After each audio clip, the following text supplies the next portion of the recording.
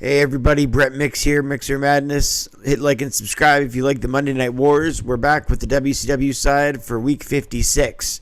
November the 11th, 1996, the 61st episode of Nitro, but the 56th week they've gone at it head-to-head. Nitro beats Raw for the 20th week in a row. The score was 3.7 to 2.5 for Nitro. So far through 56 weeks, Nitro has 37 wins to WWF 17 and 2 draws overall. So this is the Nitro with the 3.7 rating rather from November the 11th, 96 from the Bayfront Arena in St. Petersburg, Florida, live on TNT. Bischoff and Heenan do hour 2, Zbyszko, Schiavone, and Tenay do hour 1. The commentary talks about how we usually see Sting in the rafters, but tonight we don't see Sting in the rafters. Will he be here? We know that Hollywood Hogan will be here. And as they try to sign the Piper-Hogan match for Starrcade still. The match opens up. Nitro is Jeff Jarrett versus Chris Benoit with women. Jeff Jarrett and Benoit tie up with a side headlock into a standing switch, into an armbar, then an arm drag takedown by Jarrett as he struts. A test of strength into a back waist lock, into an overhead wrist lock, back into a waist lock, but a kick to the midsection, and then a counter by Benoit as he hits a double, both guys do a double wrist lock, and then a standing switch. They go behind each other with waist locks while they're in their wrist lock and a double wrist lock. They're tying their hands up while the guys, they keep exchanging who's behind each other. Good chain wrestling. A drop toe hold by Double J. Then he walks over Benoit, strutting as the camera goes to commercial. We come back, and the camera shows Double J and Benoit still going at it. Benoit's got a side headlock on Double J, a reverse chin lock, and then he's slammed head first, and then he chops out of it. Benoit with hard forearm shot, and then chops into the corner on Double J. He's choking him out on the middle rope. All of a sudden, Jeff Jarrett gets in control. And then when Jarrett gets in control, all of a sudden we see somebody walk into the ring with a black coat and white face paint. It's Sting. For the first time in months, Sting is in the ring. And he drops Jeff Jarrett with a stinger, with a scorpion death drop. Fans give it a huge ovation. A big coat and a white face for the first time in the ring while he's had that look. So Jeff Jarrett wins by DQ at 9 minutes after Sting attacks him in the ring for the first time in months. I gave the match with Benoit 2 stars and a quarter. With just Jarrett and Benoit. Cool moment for Sting there. He shows up to attack Jarrett. And this is because Jarrett last week's talked about how WCW needs a leader, and Sting's obviously not that. So that's Sting coming back probably to show Jarrett who's running things. All of a sudden, a person joins the commentary table who they say is a fan, who drops off a package, and they say that they're going to watch it. They're going to put it in the production truck, and then if it's watchable, they'll watch it later tonight. It's supposed to be about Piper and Hogan. They show Dr. James Andrews, who is world-renowned in Birmingham, Alabama, who talks about Flair's prognosis, his torn rotator cuff, and how it'll take 4 months to heal. Zero, the lady Japanese wrestler, was Sonny Ono taking on Malia Hosaka in a WCW Women's Championship first round match.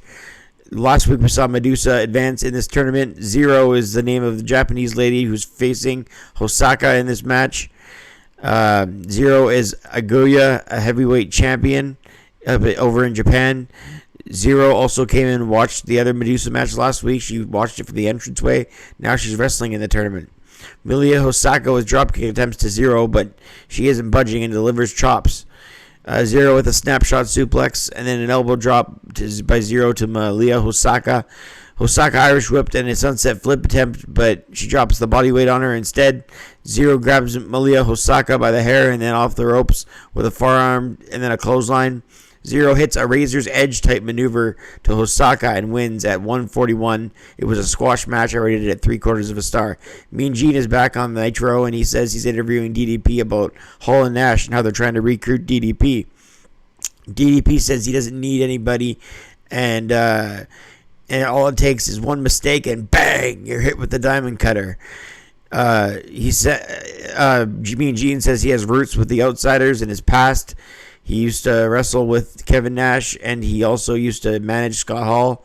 This is back in the 80s. And DDP says the past is the past, so what matters now. Hall and Nash come by, and they come to where Mean Gene and DDP are by the front stage area where they always interview wrestlers in the WCW. And Hall and Nash say that when you're NWO for life, and this is DDP's opportunity. DDP says, what, I'd be like the 8th guy? And he's like, you know how disrespectful that is? And Kevin Nash says, you don't get it, and you're never going to get it.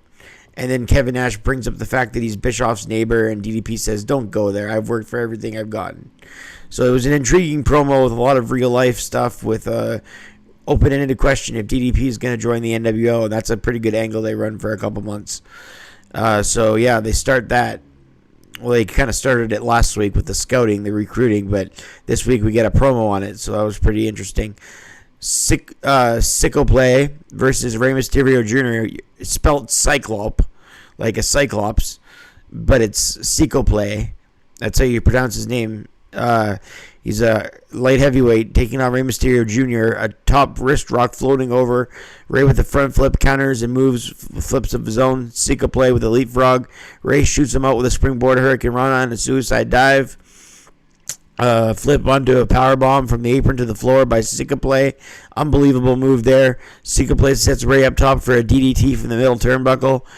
All of a sudden, D. Malenko and Psychosis both come to the stage to watch the match. Sicko Play clotheslines him from the top rope to the mat. Rey comes back with a waistlock pick up into a power bomb, but he slapped a headlock right on. Rey gets Sicko Play in the middle of the ring with a springboard Hurricane Rana and gets the victory at 5:58. Rated the match 2.5 stars.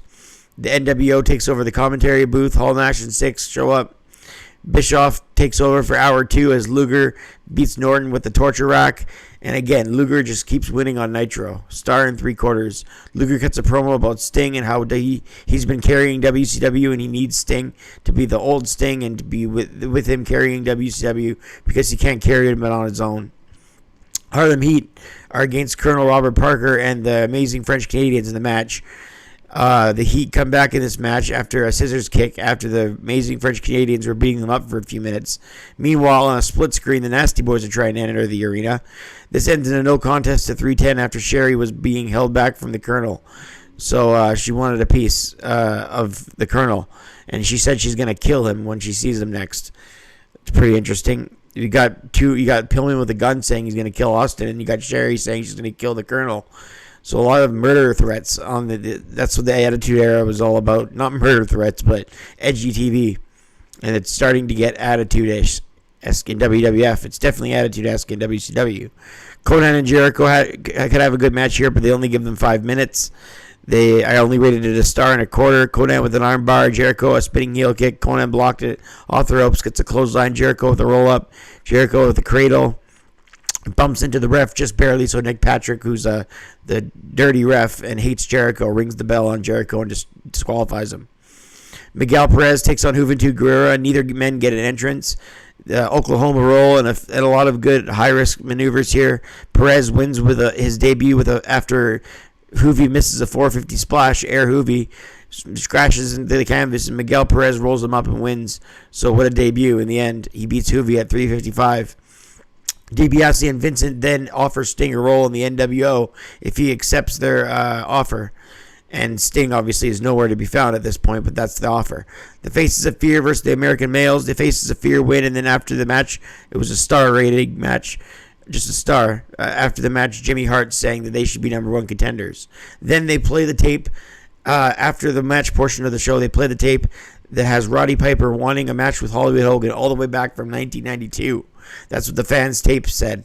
And it's basically a music video with Roddy Piper boxing and doing a bunch of other things that he says. And then it has like a marquee matchup of Hogan versus Piper. So he's been wanting this match since 92. Bischoff says he's flying to LA tomorrow and going to try and make the match of the decade. So that was Nitro. Again, it wins 3.7 to 2.5 in the ratings. The show ends with Hollywood Hogan coming to the ring and doing his pose down with a spotlight on him and doing the posing with the muscles, talking about Santa with muscles. Liz is dressed up like Santa's helper. So the NWO end the show that way with them in the ring just posing. But yeah, Bischoff's going to try to make Piper and Hogan happen. We'll see in the coming weeks if it does.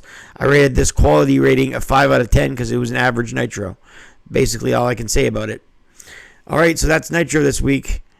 Be sure to tune into the next weeks as we go roll on to Starrcade. I'm Brett Mix, and I'm out.